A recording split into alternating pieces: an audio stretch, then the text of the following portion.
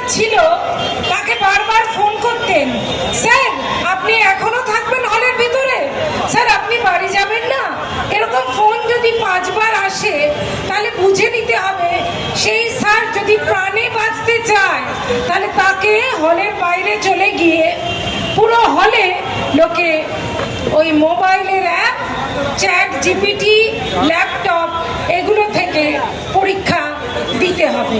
কাজেই দেখুন এইরকম একাডেমিক সন্ত্রাস মেডিকেল শিক্ষায় কোনো কালেই ছিল না, কিন্তু এখন সেটা আমরা সবাই দেখতে পাচ্ছি এই ডি কোম্পানি, ছোটা শাকিল, ছোটা রাজনের মতো ডাক্তারবাবুদের মাধ্যমে।